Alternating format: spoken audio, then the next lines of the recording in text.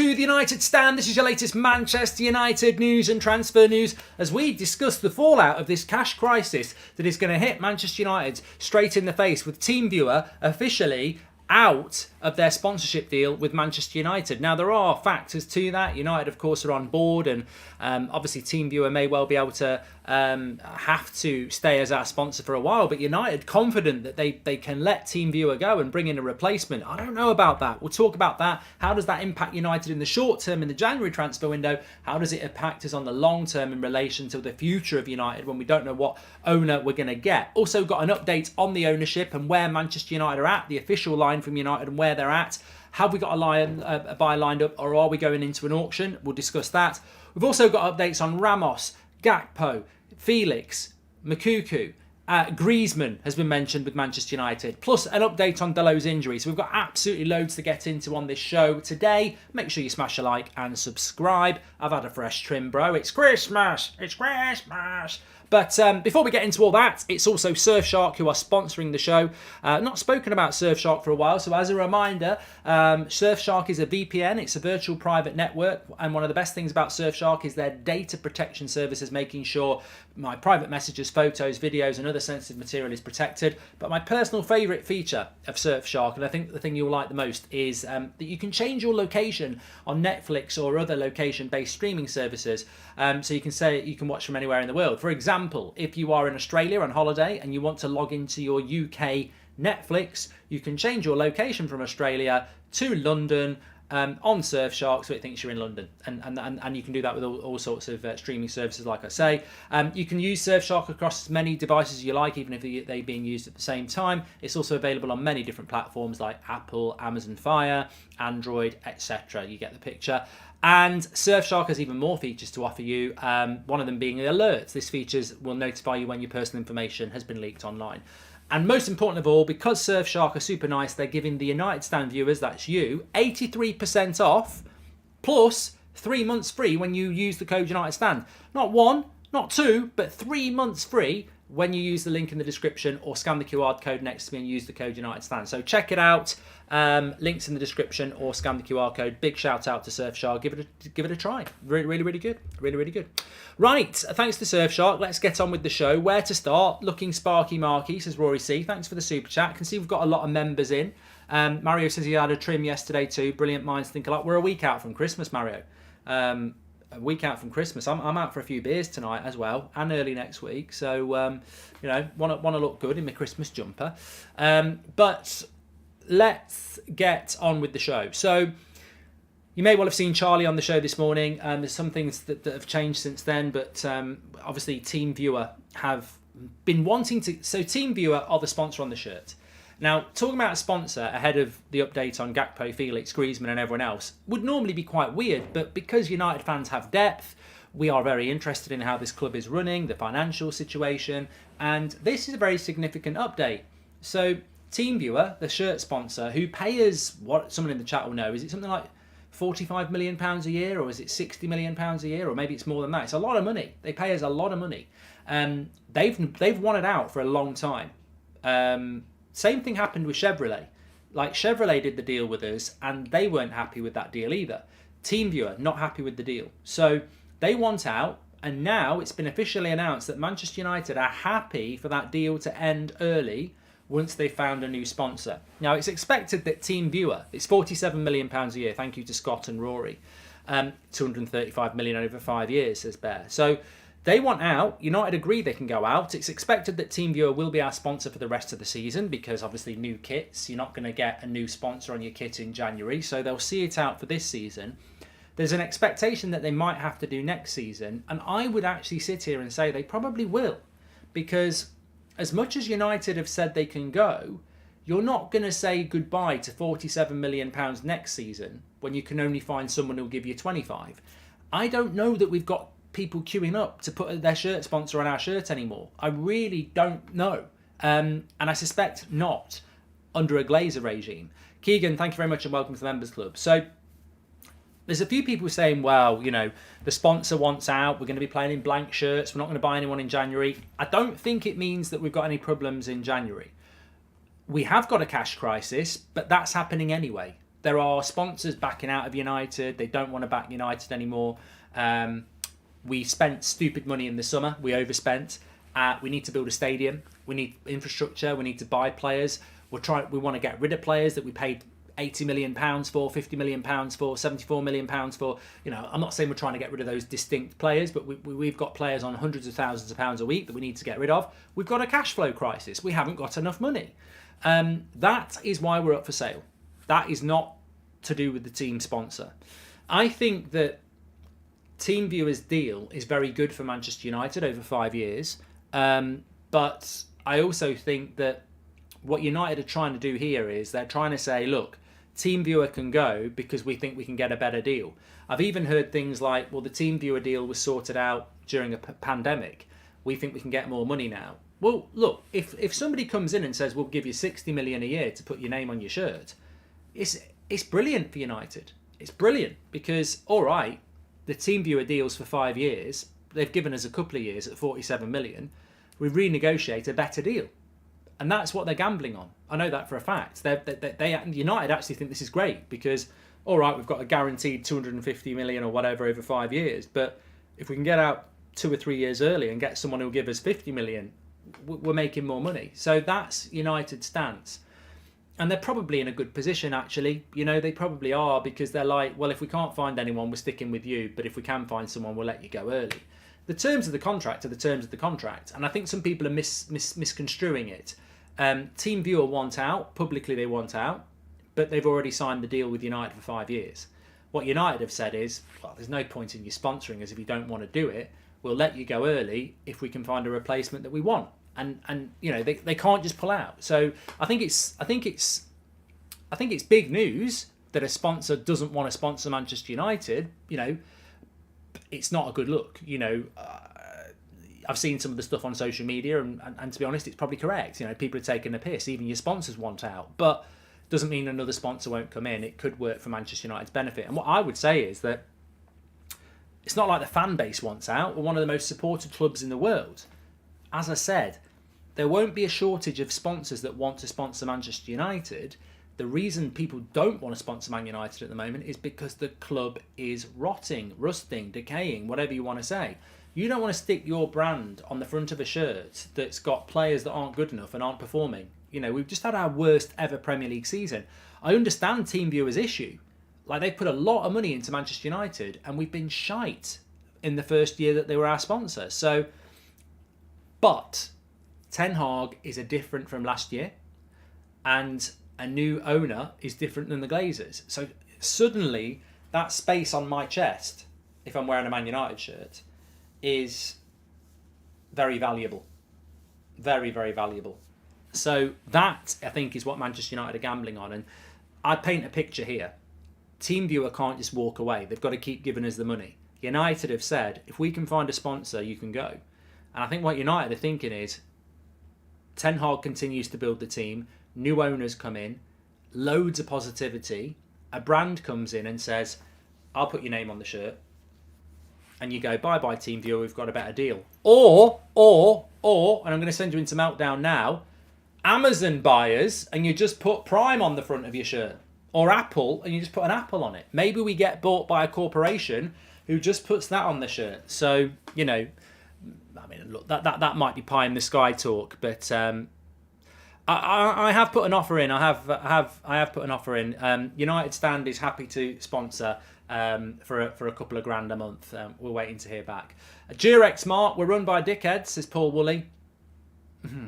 But look, yeah, it will be interesting to see what happens, but I don't think it's the end of the world, and I don't think it impacts on the January transfer window, because how can it? We've still got this season and maybe next season with TeamViewer, and they'll have to pay us £47 million every year they do it. So I think United will stick with TeamViewer until they get a deal that's better, and TeamViewer might get locked into a deal that they don't want to be in. So not too concerned about that, if I'm absolutely honest. Which brings us on to the January transfer window. All the love from Romania, says Porn. All the love all around the world. Thanks everyone watching. Appreciate it. Yeah, exciting times as well. Only 5 days now until we play Burnley, and then after that it'll only be 6 days until we play Forest, and then basically it's every 3 days Man United are playing back again, isn't it? So exciting times. And on that, Dalot has gone back to Manchester United early. He's got a week off. He's gone back to Carrington. This might not be good news. Dalot is back early. He's only had a few days off. He's gone back early because of his injury issue, and he wants to get it assessed and looked at. It could still mean that he's out for weeks.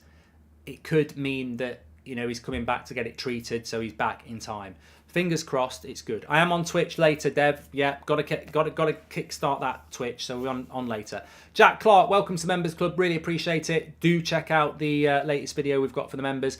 So where to start on the other updates? I want to just look very, very quickly. I want to just talk about Moukoko, because I've had a couple of people messaging me saying, are we getting Moukoko then? Are we getting Moukoko from Dortmund? And I'm like, what are you talking about? Well, Samuel Eto'o's mentioned he's the next Messi, and there's stories about Man United. And I went, my phone's cold. Not just because it's -5 outside. I've heard nothing about Moukoko. I've had no messages, nothing. That's not. I've had them about Vlahovic and Ramos, which we'll talk about in a minute. But on Moukoko, nothing. We spoke about him a couple of days ago. The situation with Moukoko is he's out of contract in the summer with Dortmund. And in January, he can speak to any club he wants to. United's chances of signing Moukoko are flatlining. There's nothing to report. You know, United's next wonder kid, it's not happening. Like, it's just not going to happen. He is not a player that United are looking at or can get. I think they'd like to get him, but they can't get him. He's a Dortmund player. I was told 2 days ago that he will sign a new contract at Dortmund in the next couple of weeks and won't be going anywhere anyway. But even if he didn't, the competition for him, United wouldn't win, because Chelsea, Barcelona, Real Madrid, AC Milan, there's so many clubs that would go in for him, and then you'd end up having to pay him 200 grand a week straight away at 18, and United don't really want to do that anymore. So Moukoko to United, there's nothing to report on that, unfortunately. Good player. I think he's got the potential to be really good. And can I just say as well, I don't know whether anyone was watching in the summer, we were talking about young strikers, and we mentioned Fofana from Molde in Norway. He's going to Chelsea, apparently. He's going to go to Chelsea. I think it was Romano who spoke about it yesterday. And whilst we're a Manchester United channel, and we must always be wary and discussing options for ourselves and how that might work out, but fantastic background, says Jill. Thank you very much. Glad you're enjoying it. It's always worth noting what look like interesting deals from our rivals, and I think Fofana from Molde to Chelsea is a very interesting one. I'm not saying he's going to be the next, Shevchenko, who actually didn't do very well at Chelsea, or Drogba, who did do very well. But I think he's an interesting player, and I think it's an intelligent bit of business from Chelsea, and I think it's the first sign of Potterism hitting Chelsea. And I want to see Ten Hagism hitting United. I want to see us go and buy a young player from a league that's a bit obscure with a future plan. I really do like that Fofana to Chelsea deal if it happens from Norway, Molde, because he looks really exciting. And I'd like to. I'm not saying we should go and do that deal, but we were talking about Moukoko. I don't think we can do that, but that Fofana deal looks really interesting from Chelsea. Keep an eye on it. Anyway, back to Manchester United. So a couple of updates to bring you. Di Marzio, who Charlie was talking about a story from Di Marzio this morning about how Manchester United are looking in a good position to get Cody Gakpo. Liverpool are interested, but United are ready to negotiate. We know from Fabrizio Romano that Manchester United have been in negotiations with his agents. That's a big update. We've had that for a couple of weeks now. The negotiations with PSV haven't started yet, but that sounds quite promising. But Di Marzio also spoke about João Felix and has basically said that João Felix, his ideal move is PSG, which sort of contradicts the story that we've heard that his dream is to play in the Premier League, which makes me think, should we take note of Di Marzio anymore? Now, look, respect is something that I think he's earned, and I'll never forget the summer of Di Marzio, which was the summer that we got Pogba, Mkhitaryan, Zlatan and Eric Bailly, and he was ahead of the curve on all three of those. In fact, Di Marzio was the first international journalist to really nail the whole transfer guru journalism that Romano has taken to a completely different level. And I think Romano actually used to work under Di Marzio. But so maybe Romano saw a gap in the market and thought, Di Marzio does it quite well, but I can do it better. But I remember that summer of Di Marzio, and that, trust me, you might not be old enough to remember it. I mean, it was only about 6 years ago. But at that time, Di Marzio was the Don. I remember trying to get an interview with Di Marzio, and I was told he can't do it because he doesn't speak very good English. He was the Don at that time, and I do respect him as a journalist, but to be honest with you, he's missed quite a lot over the last few years. And I think that the reason he got Zlatan, Pogba and Mkhitaryan was because of his relationship with Raiola. I don't think João Felix wants to go to PSG. I think he wants to come to the Premier League. I think PSG is a mistake for João Felix at 22. Having wasted 2 or 3 years at Atletico Madrid, his next move has got to be in a league that's going to showcase his talents. You don't go to PSG to rebuild your career. You go to PSG to coast, and I don't think he wants to go to PSG. I might get proved completely wrong, and Di Marzio might be right, but I don't feel that João Felix wants to go to PSG. He might end up going there because it's the only option for him, but I don't see that happening. I also don't think that United are in a direct race for Cody Gakpo with Liverpool either. I think Newcastle want Cody Gakpo. I do. I think Newcastle have the funds, have the ambition, and I think Newcastle want Cody Gakpo. I don't think Real Madrid do.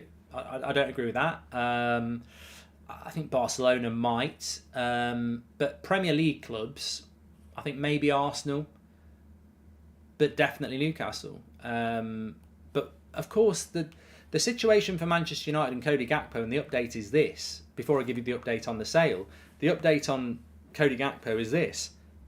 United have got a very good relationship with PSV. They had very constructive talks with Gakpo in August.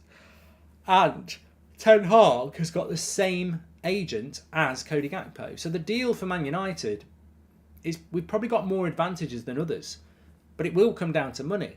And if Newcastle walk into Eindhoven and say, there's 50 million quid and we'll give you 200 grand a week, that's going to be very difficult for Manchester United to compete with, no matter how good our relationship is with PSV, the player and his agent. So it will ultimately come down to money, whether we like that or not. I'd still put United as favourites to get Gakpo, but it will come down to money. And who is interested in a player like that?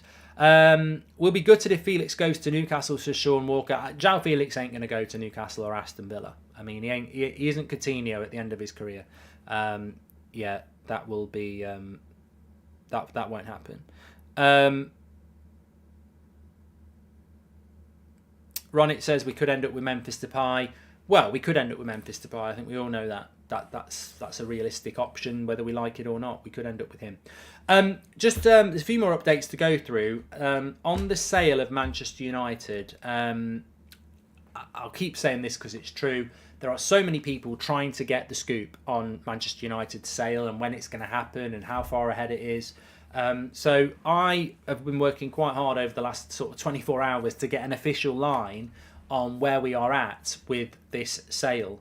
And more distinctively, are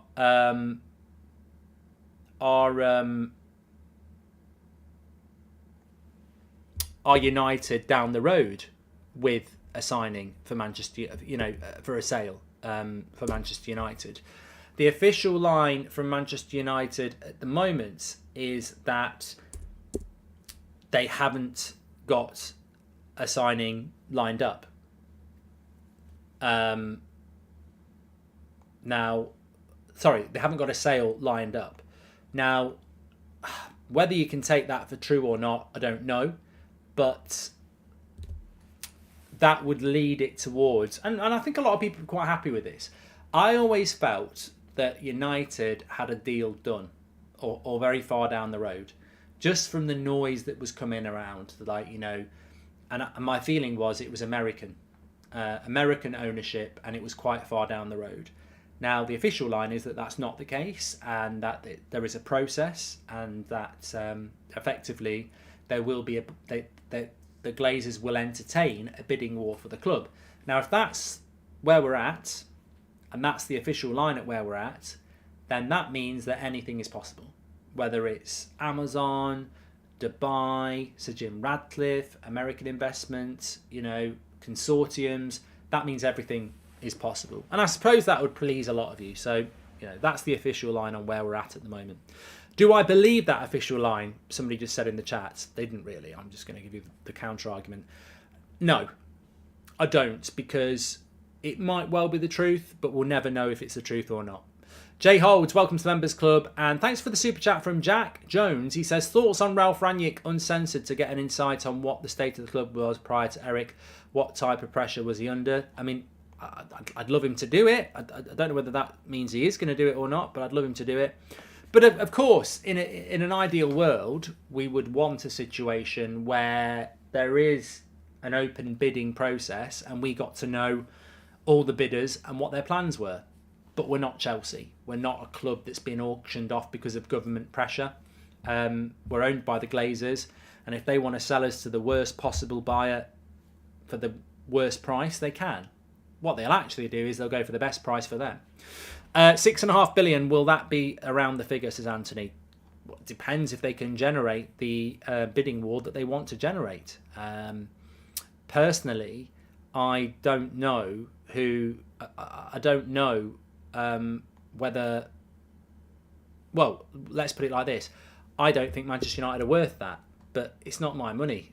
And it depends, how much money you want to spend to get Manchester United.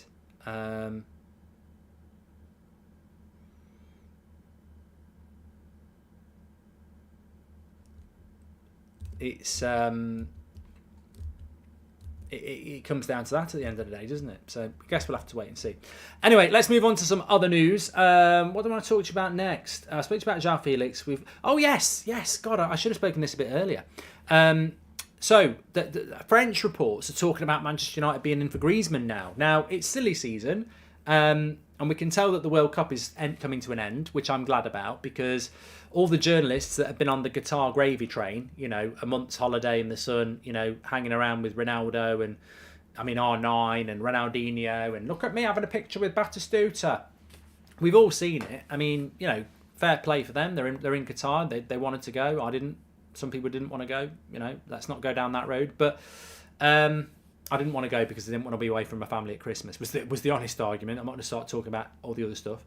But there's a lot of journalists out there on that gravy train, all writing the same stuff, all having the same pictures with the same people, all telling us what a great World Cup it is. But they're all starting to come back now.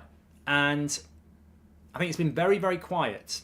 I think if we hadn't had the news of the sale and we hadn't had the news of Ronaldo, this would have been a really quiet 4 or 5 weeks for Manchester United. I mean, you think about Arsenal, Man City, Chelsea, it's been, they've not really had any news, have they? So we've been lucky that we've had 2 major stories around United in this off-season, which was Ronaldo and the sale of the club. And the reason it's been quiet is not because things aren't going on. It's because there's not many journalists actually digging for information, because they're all talking about the World Cup out in Qatar. Well, they're all starting to come back now, and now we're starting to get more and more links to more and more players, because they all need to do a different job other than talk about the World Cup, which is why we're getting these stories. And French outlets are talking about Griezmann to Manchester United. Apparently Griezmann is really appreciated, and United would be interested in him. Is it worrying that Avram Glazer said that's the update, it's the process, and the process is proceeding, says Ian O'Connell. Thank you very much, Ian. I don't think it's worrying.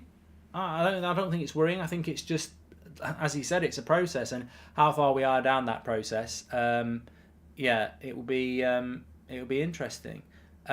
But look, I think with Griezmann, he's had a fantastic World Cup.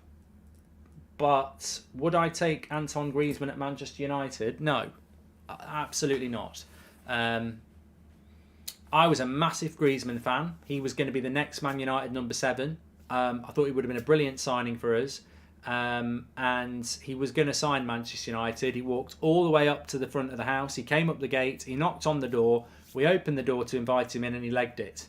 That's what Griezmann did. And he did a video about it. Atletico Madrid got a transfer ban, and he decided to stay at Atletico Madrid, which was a mistake.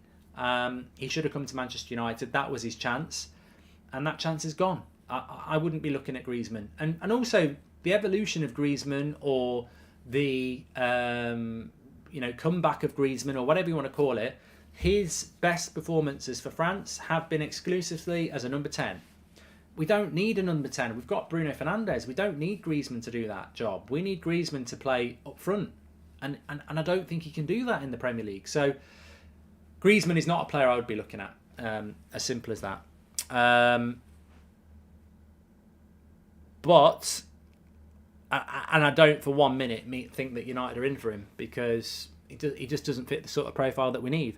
If he's IQ says he's better than Bruno, well, maybe he is better than Bruno in your mind, but we've got Bruno.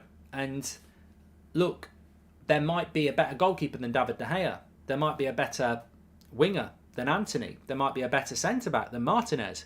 There might be a better holding midfielder than Casemiro. Good luck with finding it. But you know what I mean? We're not going to replace problems we don't have. We've got problems we need to replace. Bruno doesn't need to be replaced. We need a striker, we need a right back, we need another midfielder, and we need a centre-back. They're the priorities in the team.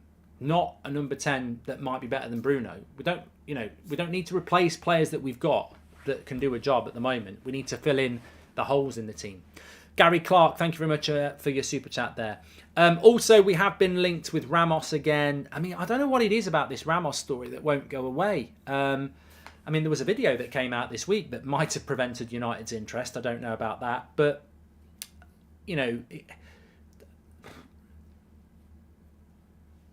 I don't even know what to say without repeating myself about Ramos. I mean, I'm sure Man United are interested. They're interested in Osman. But we can't do the deal in January, and we can't do the Ramos deal in January.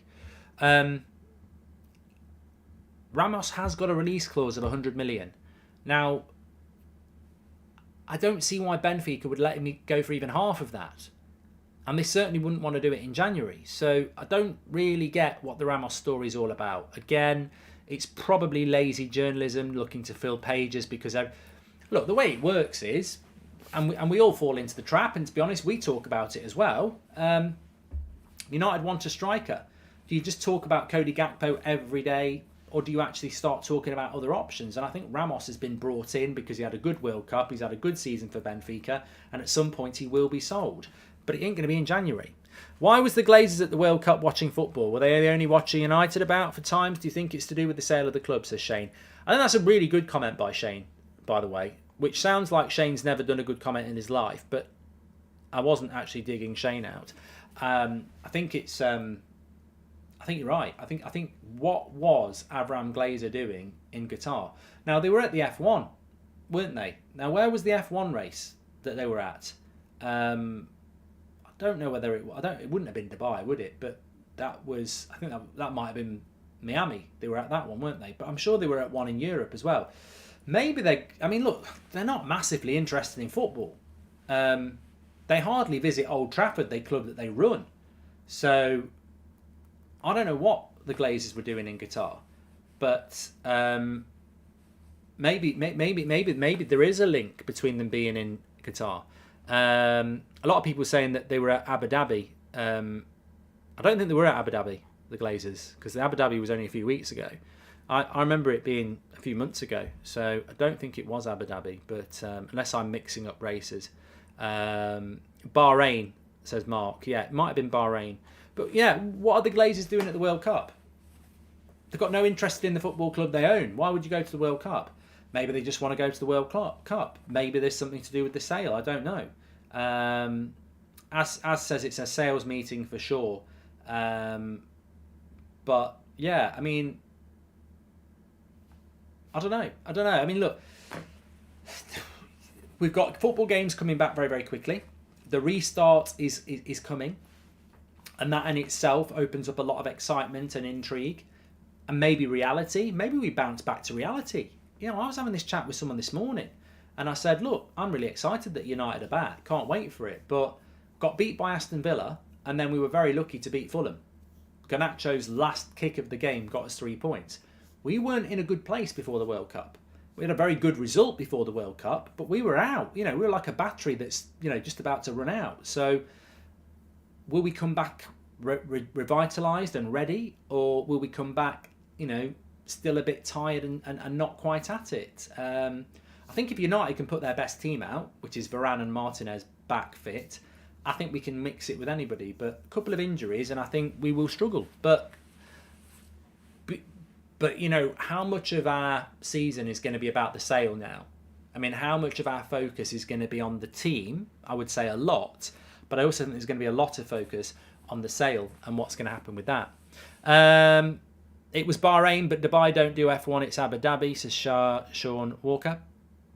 And I have a feeling that the meeting in Dubai about the cricket was the sale as well, says Mark. Qatar are PSG owners. I don't think they will buy United, says IQ Insane. And, they're in the Middle East, aren't they? So that's twice the Glazers have been in the Middle East this year. One for the F1 and one for the World Cup. And also they were over there to talk about a cricket team, weren't they, in the last 12 months. So they are travelling. They're travelling to the Middle East more than they're travelling to Manchester. I pause there because that will get probably clipped. But it's true. The Glazers have been in the Middle East more than they've been in Manchester in the last 12 months.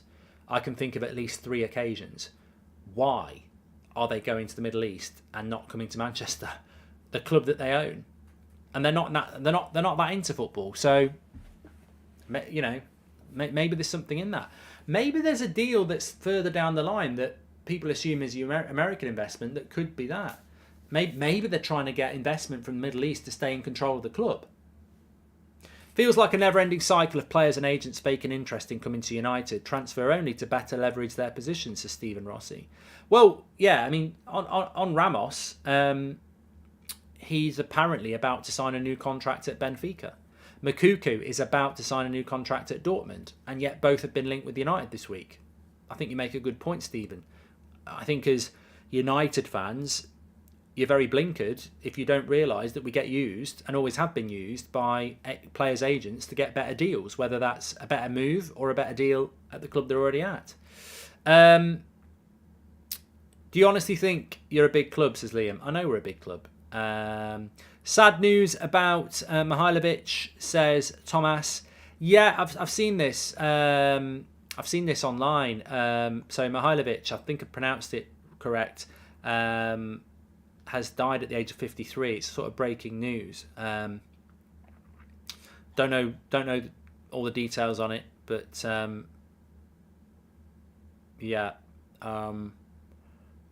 just coming out. Former manager of. Did he play for Fiorentina? I think he played for Fiorentina, didn't he? I certainly remember him as a player. I'm just trying to think what clubs he played for. No, apparently he managed Fiorentina, played for Sampdoria, Lazio, Inter, and very, very, very sad news. Don't know the circumstances of it, but obviously thoughts with his friends and family. Probably not a player most of you remember, but had a long battle with illness, says Dusan. So there we go. Left-footed. Definitely remember he had a good left foot, but probably more my era than a lot of you, to be fair. But very sad news, and thank you for sharing that with us, because I'm sure some people weren't aware of it, because it is actually breaking news. There we go.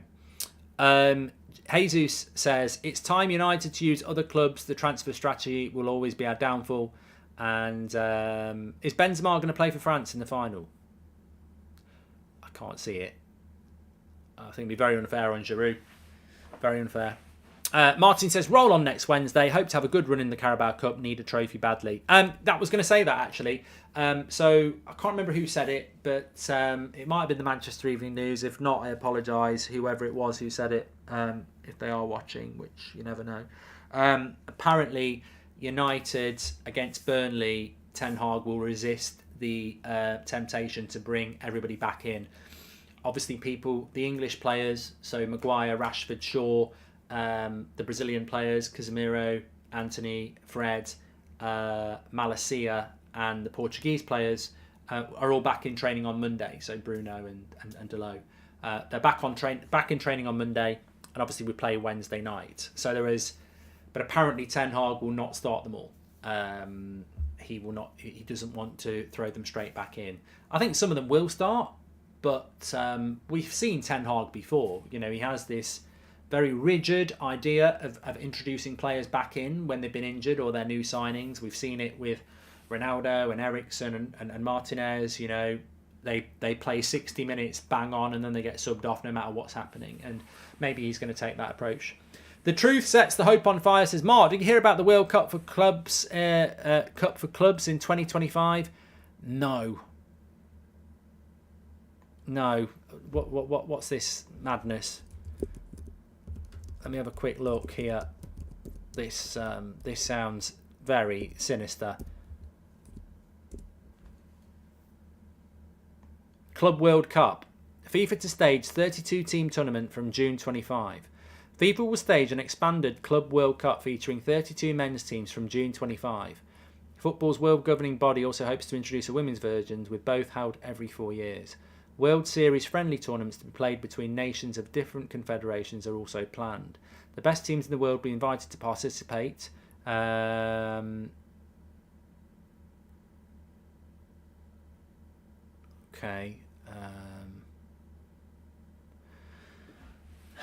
32-team club tournament would be played in the same slot where FIFA has previously held the Confederations Cup for international teams a year before the World Cup. UEFA is understood to be relaxed about Infantino's plan because it doesn't cut across its competitions and is planned to be outside major national tournaments. For the clubs and the leagues, this is a different matter completely. No agreement has been reached on this subject. It's understood club representatives are startled by FIFA's proposals, pointing out it is yet to sign its memorandum of understanding. There are a number of issues, not least when the games will be played, presumably in pre-season when the biggest clubs can go off and make lots of money by playing friendlies. But the clubs and the leagues didn't want a Winter World Cup, and it happened. I mean, look, a Club World Cup sounds interesting. You know, imagine having a Club World Cup in the format we've just had. I quite like that. You know, 4 teams. How many teams would you have? 8 teams of 4. Top 2 go through. I mean, imagine having Real Madrid's, Barcelona's, PSG's, Bayern Munich's, etc. It would be interesting. But, every 4 years, and with Sean Walker, it's too many games. I mean, basically, if you're an international, you're never going to get any time off. Imagine if you're Bruno Fernandes, right? You've just played a Winter World Cup. You've just played a full season for Man United, maybe 60 games, including internationals for Portugal. In the summer, you've got the Euros. You play that. You have a couple of weeks off, then you're back for pre-season, then you're doing another season again of 60 games and internationals. Then straight after that, you're going into a Club World Cup, a couple of weeks off, back into another 60-game season, and then you've got a World Cup for your national team. You're basically saying to an international standard player that you're only going to get off 2 weeks every year, and you're going to be playing 70 games. It's just not viable, is it? But it's money. It's always about the money. Always about the money. Anyway, the businessmen in charge want to milk the players for all they're worth. That's what it's all about. And look, there is also the theory that you can have too much of a good thing.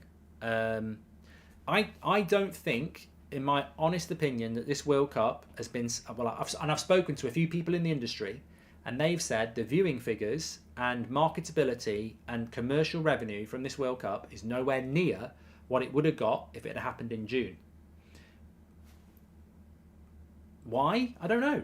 Maybe because people like a summer tournament. Maybe because there's nothing else going on. It's not Christmas build-up. I don't know. But you can't just keep jamming something in and hoping it fits. That's what she said. But you can't keep doing that, and you'll saturate the market and you'll damage your product because players will become too tired.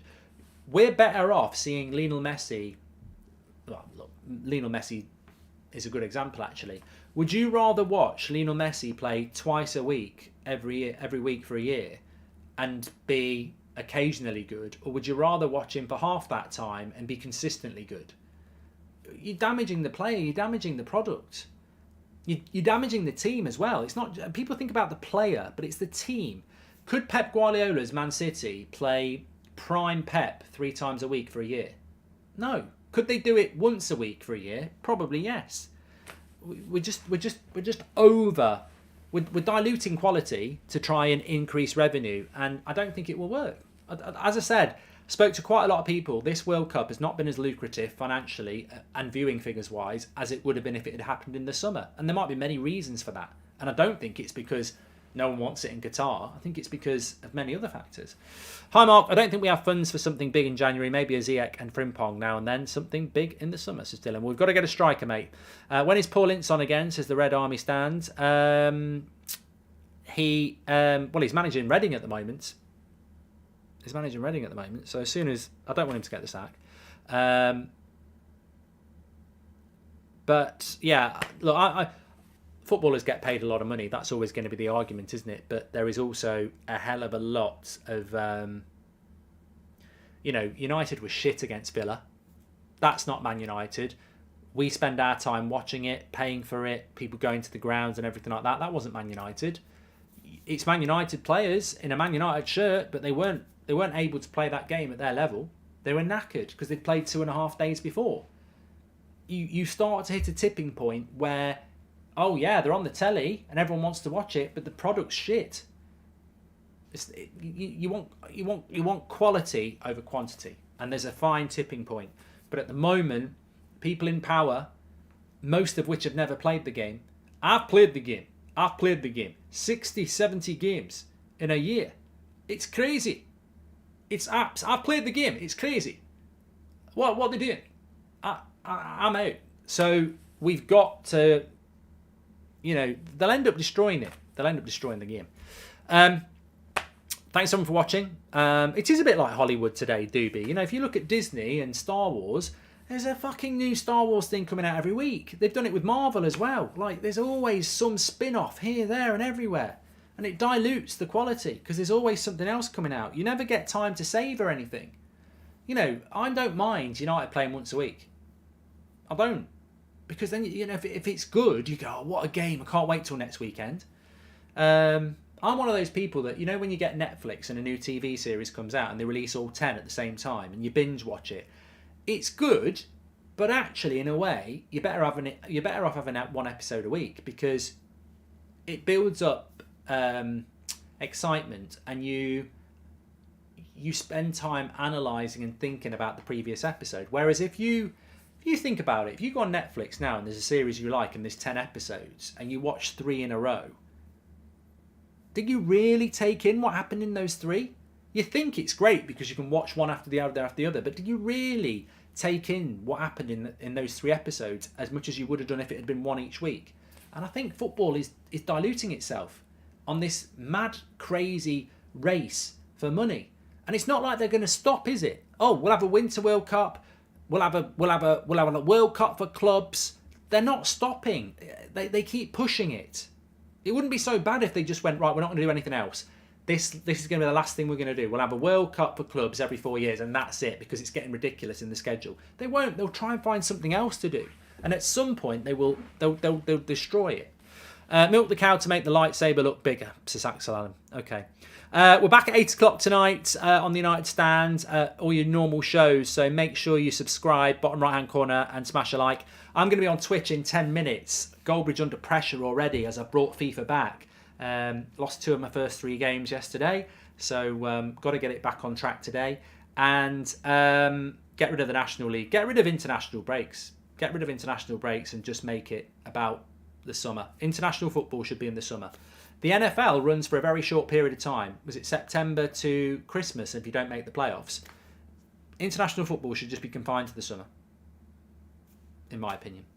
I'm going to be on Twitch in about 10 minutes. Goldbridge TV on Twitch if you want to join me for a bit of chat and FIFA. 8 o'clock tonight. And yeah, thanks everyone for tuning in. Don't forget to check out Surfshark. First 3 months are free and then 83% off. Please use the code United Stand. Really clever and useful bit of kit. Give it a try. And I'll speak to you all a bit later. Thanks for watching. See you on Twitch in 10 if you're going to join me.